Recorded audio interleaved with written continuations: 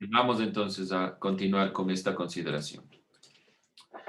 Vamos con el primer tema. No se olvide cuál era el título general de esta unidad: Cultura, Sociedad y Economía durante la colonia en América Latina. Específicamente hemos estado hablando de los españoles. Vamos a ver dos temas que estuvimos hablando al principio: mestizaje y sincretismo en el arte colonial y la función evangelizadora del arte colonial. Vamos con una primera pregunta. ¿Cómo se asume tradicionalmente al sincretismo? Ayúdeme, Sebastián. ¿Como una adaptación? ¿Como una resistencia? ¿Como una mezcla? ¿Cómo se asume tradicionalmente al sincretismo? ¿Cómo asumimos esta palabra, sincretismo? Vamos, si queremos avanzar y para tener tiempo necesitamos avanzar rápido, así que vayan contestando. Si no sabemos, pasamos, pero por favor, contesten, prendan su audio. Vamos, Sebastián, ¿cómo conocemos comúnmente al sincretismo, tradicionalmente? ¿Como una adaptación, como una resistencia, como una mezcla? ¿Cómo le conocemos? Como una adaptación por lo de la religión puede ser. Como una adaptación, ¿por qué? Por lo de la religión.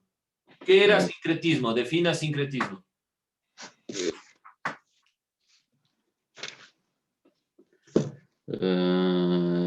Se refiere a la hibridación de dos o más tradiciones culturales. Si es hibridación, La entonces, mezcla. exacto, si es hibridación, necesariamente es una mezcla. No olvidarse eso. Desde la definición parten todas nuestras respuestas. Ya, ok. Bien, hemos visto también dentro de estas consideraciones del sincretismo que el arte cumplió una función sumamente importante. Ayúdeme, Carlos. ¿Quiénes fueron los primeros maestros de pintura y escultura? ¿Los artistas europeos, los sacerdotes, las monjas? ¿Quiénes fueron los primeros que generaron arte y fueron los primeros maestros en la época colonial? Obviamente, maestros en arte colonial. ¿Quiénes eran?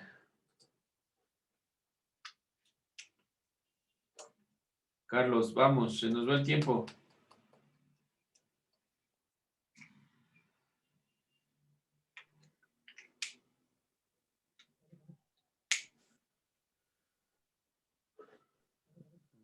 No me acuerdo. Vamos, ¿quién más? No son los españoles. Bueno, evidentemente los españoles, pero ¿eran artistas los que vinieron a enseñar acá? ¿O eran los sacerdotes? ¿O eran los conquistadores? ¿Quiénes eran los encargados de adiestrar en cuestiones de arte en América?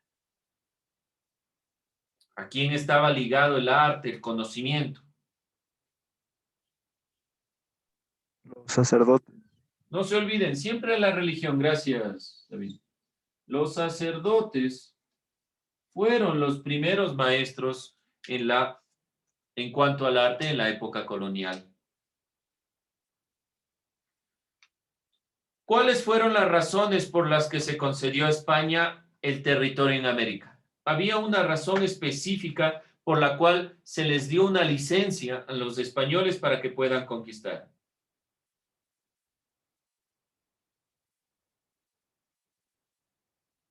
Dicen, ¿es posible sacar una licencia para conquistar países? Decirlo de alguna forma, en este caso, un permiso. Porque, digámoslo así, para que no suene tan feo dentro de la historia, en realidad no debería haber un permiso de ningún tipo en este sentido, pero se le concedió a España esta posibilidad porque tenía un objetivo no de obtener dinero, no de obtener réditos, aun cuando obviamente todos sabemos que ese era el objetivo, pero detrás había un supuesto objetivo, por lo cual se le concedió a España los territorios en el continente americano, por lo cual no le pusieron objeción, por decirlo de alguna forma. ¿Cuál era esta razón? ¿Cuál era el objetivo principal de la corona española? ¿Alguien recuerda cuál era el objetivo? Las razones por las cuales se le concedió a España los territorios en América. ¿Qué me dicen? ¿Qué me dice el señor Lagos? Vamos para acá. ¿Cuál será la razón?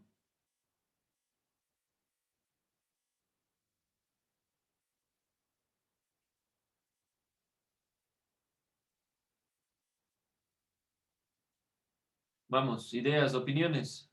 Vamos rápido, se nos va el tiempo.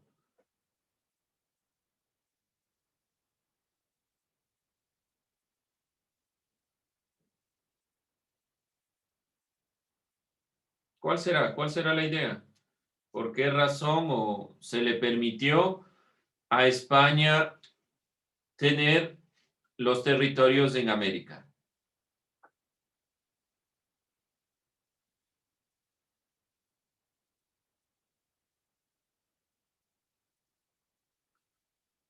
Nadie. Vamos, jóvenes. Apuesten alguna respuesta.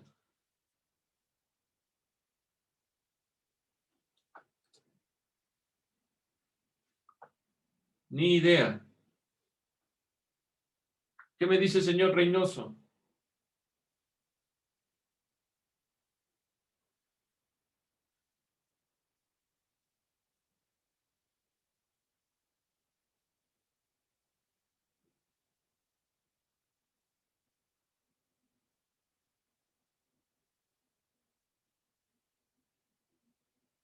Nada. Les dejo esa duda entonces. ¿Se me puede repetir la pregunta, Licen? Claro que sí. ¿Cuál fue una de las razones por la cual se concedió a España los territorios en el continente americano? ¿Cuál fue la razón o la excusa que puso España para dominar el continente americano? ¿Qué creen ustedes? ¿Cuál era la razón? El oro. No, si usted viene acá por oro, no le van a decir sí, conquiste nomás. Va a haber una lucha y van a decir, no, el territorio no le pertenece a España, le va a pertenecer a otro territorio. El segundo tema tiene justamente en su título la respuesta.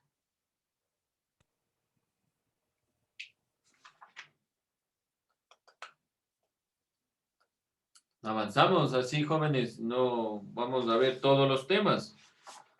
Pues Lice, dirán, sí. no era para convertirles en creyentes de la fe católica. Sí, ¿cómo se llama eso? Evangelizar. Evangelizar.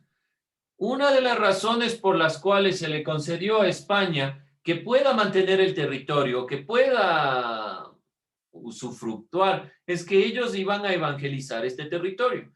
El objetivo del arte, miren, claramente dice el segundo tema, función evangelizadora del arte colonial. El arte colonial permitió, evidentemente, a través de las imágenes que se pueda evangelizar, pero se permitió a los españoles mantener las colonias en América porque su objetivo principal no era obtener réditos, no era sacar dinero. Aun cuando sí lo hicieron y aun cuando todos sabemos que ese era el objetivo, ellos decían que el objetivo final era evangelizar. Esa era la razón por la que se le concedió a España. Una de las razones, ¿sí? Dentro de estas consideraciones no se olvide esto. Una de las razones por la que se le concede a España los territorios es por la evangelización. Dentro de esta consideración, entonces, obviamente, una de las perspectivas dentro del arte colonial fue el barroco. Una de las características de los primeros templos levantados en América fue el barroco. Y ahí vamos directamente a nuestro segundo tema. Características y función social del arte barroco y del mudéjar. ¿Qué periodo abarcó el barroco? ¿Alguien recuerda qué siglos eran los que abarcaron el barroco?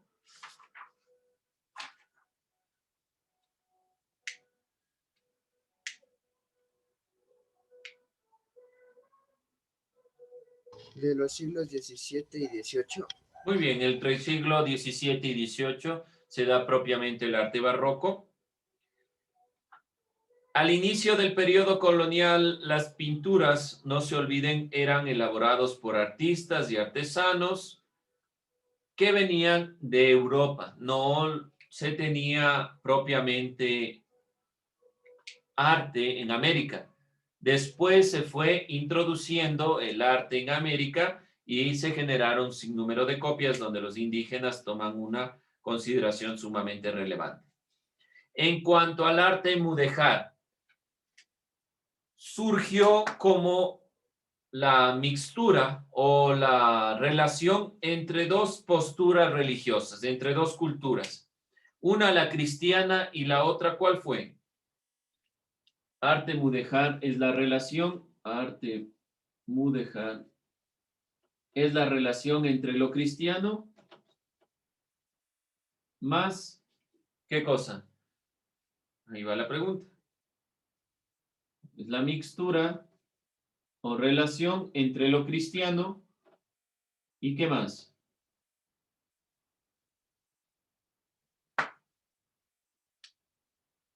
¿Qué será? Entre lo cristiano, entre la cultura cristiana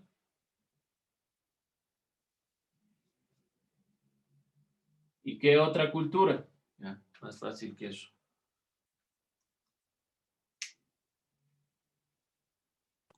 ¿Qué otra cultura participa aquí de esta consideración? Musulmán. La musulmán, gracias. Entonces son la relación entre lo cristiano y lo musulmán. Este arte mudéjar influyó directamente en las perspectivas del pensamiento posterior. ¿Cuál es una de las características del arte mudéjar? No se olviden la utilización del ladrillo. Y del arte barroco, una de las consideraciones importantes es la representación dualista entre la luz y la sombra, por si acaso, dentro de estas consideraciones. No se olviden que una de las iglesias más emblemáticas del barroco es la Compañía de Jesús y lo que observamos en el video sobre el arte mudéjar. No olvidarse también que cuál es el rol social que cumple el barroco y el mudéjar. Aquí vamos revisando. ¿Cuál es el rol social del mudéjar? ¿Cuál era el rol social del arte mudéjar?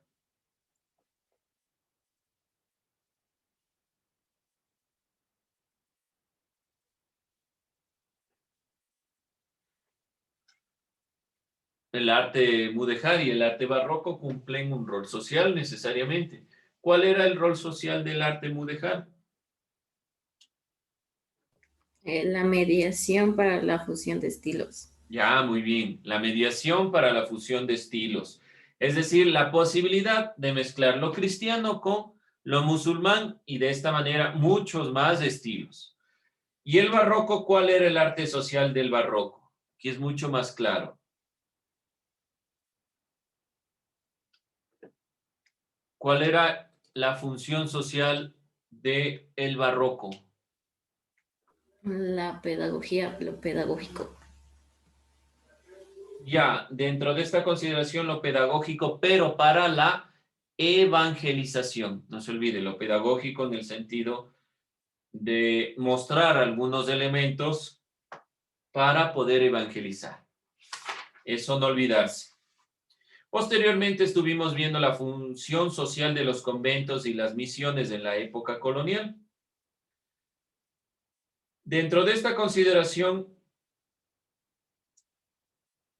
debemos puntualizar que el objetivo de las misiones era educar y evangelizar a los indígenas. No se olviden, las misiones tenían el objetivo de educar y evangelizar.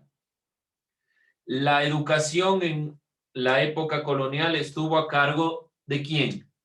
No olvidarse, de la Iglesia Católica. La Iglesia Católica fue quien guió la educación en la época colonial. También vimos dos elementos, el diezmo y las primicias, donde el diezmo era recaudado por los sacerdotes y las primicias eran cobradas en la producción agraria como elementos importantes. De ahí estuvimos nosotros analizando otras ideas. ¿Alguien alguna pregunta sobre lo que he dicho? Diezmos cobrados por los sacerdotes es el 10% de las ganancias y las primicias era lo que se cobraba de la producción agraria. El objetivo de toda misión de los misioneros era educar y evangelizar a los indígenas, y la educación en la época colonial estuvo a cargo de la Iglesia Católica. Posteriormente estuvimos hablando de la situación y el rol de la mujer en la época colonial. Vamos a ir revisando algunos elementos. Una de las representantes más importantes fue Micaela Bastidas. Junto a otras mujeres protagonizaron la rebelión de mujeres andinas, no olvidarse eso. Pero ¿por qué también se le reconoce a Micaela Bastidas? Recuerden del último tema que estuvimos revisando, bueno, del penúltimo tema sobre las sublevaciones indígenas. ¿Por qué se le reconoce también a Micaela Bastidas? ¿Alguien recuerda? ¿Ligada a quién estuvo Micaela Bastidas? ¿A qué indígena que generó estas sublevaciones del siglo XVIII?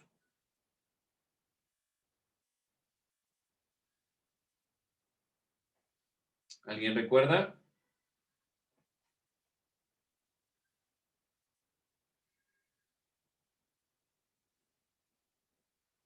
¿A quién estuvo o con quién estuvo relacionada?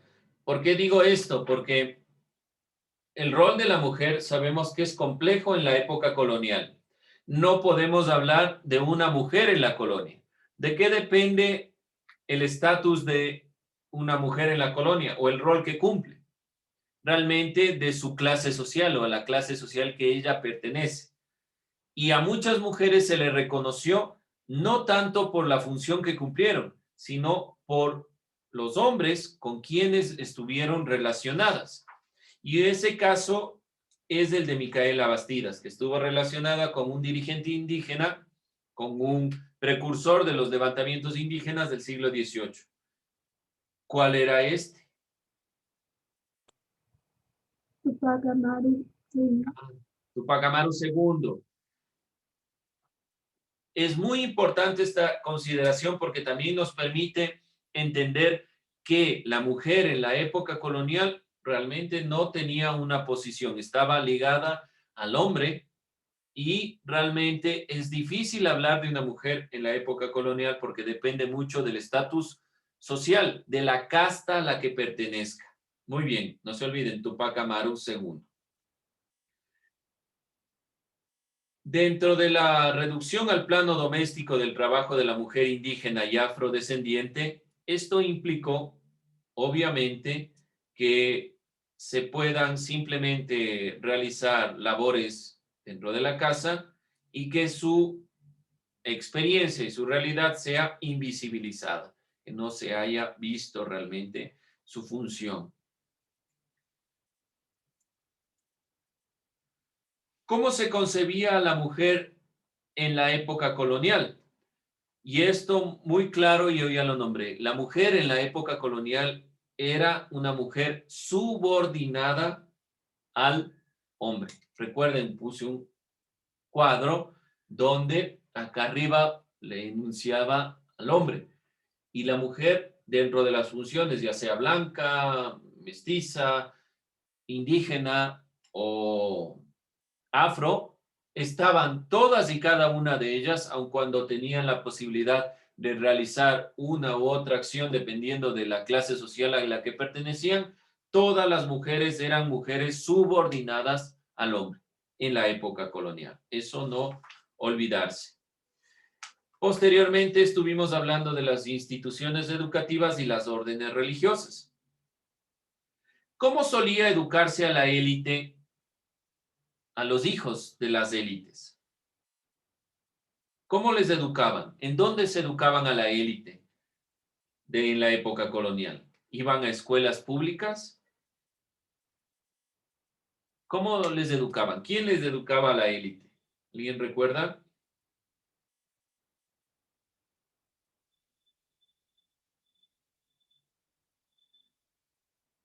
¿Quién educaba a las élites?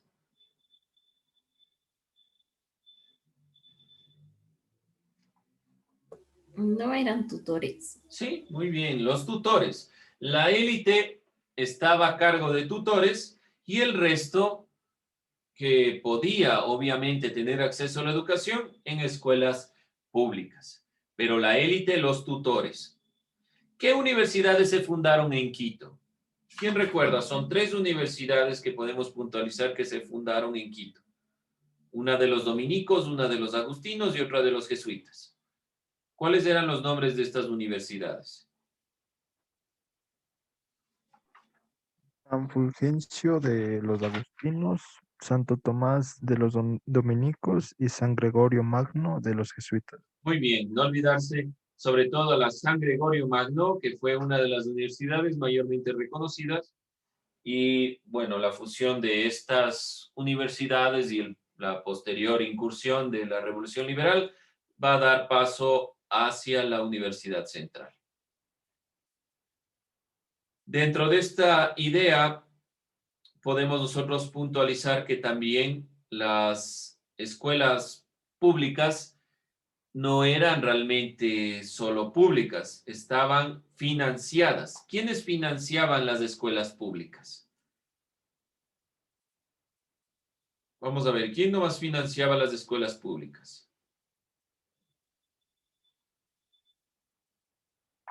Voy a puntualizar 3 para tener en cuenta, que lo vimos rápidamente, pero como les decía, no eran netamente públicas, estaban financiadas. Estas escuelas, así llamadas públicas, que no dependían de los tutores, estaban financiadas por los padres de familia, por la iglesia, por el clero, por la iglesia. La iglesia también financiaba estas escuelas. Y obviamente las instituciones dentro de la propia colonia, que sería el cabildo. Nosotros puntualizamos específicamente que los padres también debían pagar, y por eso es que no todos tenían acceso a la educación, a las escuelas públicas, a la educación media, porque había costos que debían cubrirse. No era gratuito como nosotros entendemos ahora la educación pública. La educación pública tenía financiamiento de la iglesia, pero el padre de familia también debía pagar. Vamos a cerrar con lo referente a los estamentos, castas y clases en la época colonial. Nosotros revisamos una canción sobre este elemento para ver la complejidad realmente de las castas y las clases. Dentro de esta consideración,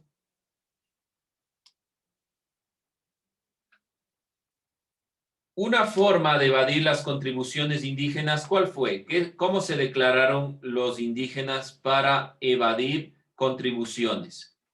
¿Qué hacían los indígenas para evadir las contribuciones? Porque sabemos que quienes más pagaban impuestos eran los indígenas. ¿Cómo hicieron los indígenas para salir de esta consideración? ¿Ideas? ¿Qué hicieron los indígenas para evitar las contribuciones? ¿Cómo se declararon?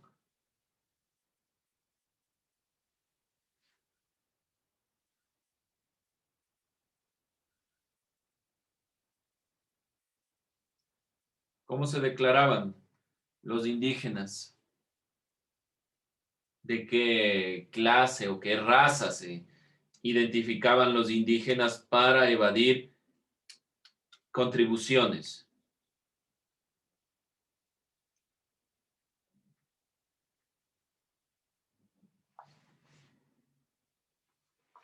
¿Cómo se declararon los indígenas? ¿Dentro de qué raza para evitar contribuciones? Con eso cerramos. Élite criolla.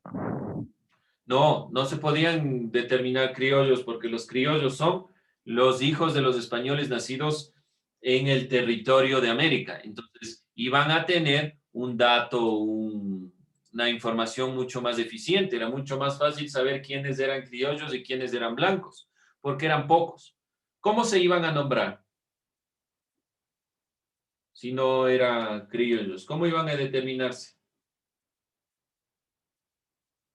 ¿Cuál es una de las características de las razas propias en América Latina? El mestizaje, muchas gracias, el mestizaje. Para poder subir de clase, se declaraban mestizos. Era mucho más difícil determinar si realmente eran o no mestizos. Criollos muy difícil en realidad. Solo los blancos, hijos de españoles nacidos aquí, eran los criollos. Pero el mestizaje les permitía no pagar tanto impuesto. Entonces, una forma de evadir las contribuciones fue declararse mestizos. Muchas uniones legales e ilegales fueron realizadas, obviamente, con esta intención, la de mejorar la condición social para las siguientes generaciones. Eso era lo que nosotros veíamos. ¿Por qué tantas castas? Porque realmente cada una de ellas le permitía a una clase, a una casta, mejor dicho, tener la posibilidad de acceso. El mestizaje era fundamental y fue fundamental, y por lo cual nosotros podemos evidenciar que el mestizaje es una de las características propias de América Latina, porque les permitió a estos grupos tener un avance social y que las generaciones futuras puedan tener un ascenso social, mayores accesos. No se olvide eso. Con eso cerramos. Tomo lista y nos